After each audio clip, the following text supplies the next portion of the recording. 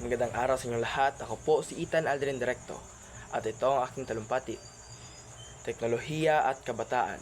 Tamang paggamit, tamang kasanayan.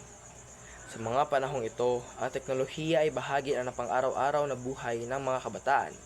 Mula sa pag-aaral, libangan at pakikipag-ugnayan. Hindi maitatanging malaki ang naging impluwensya nito. Napakadali na ngayong makuha ng impormasyon sa loob lamang ng ilang segundo na isang malaking tulong sa pag-aaral. Ngunit sa likod ng mga benepisyong bigay ng teknolohiya, may mga pagsubok nitong kaakibat.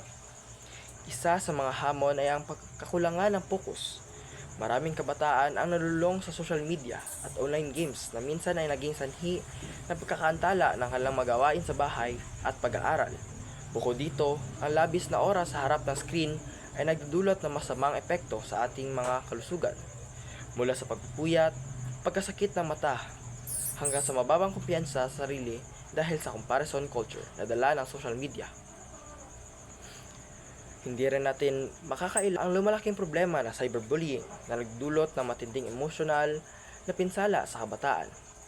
Sa kabila ng mga hamong ito, hindi natin kailangan talikuran ang teknolohiya. Sa halip, gamitin natin ito ng tama at responsable. Gawin natin kasangkapan sa pag-unlad ng ating sarili at komunidad. Sa pagtatapos, hamon ko sa bawat kabataan. Gamitin ang teknolohiya hindi bilang sagabal, kundi bilang susi sa isang maliwanag at maunlad na kinabukasan. Nasa inyong kamay ang pagbabago. Tandaan natin na sa ating kamay ang kinabukasan.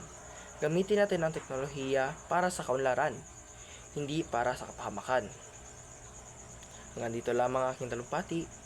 Maraming salamat at magandang araw sa ating lahat.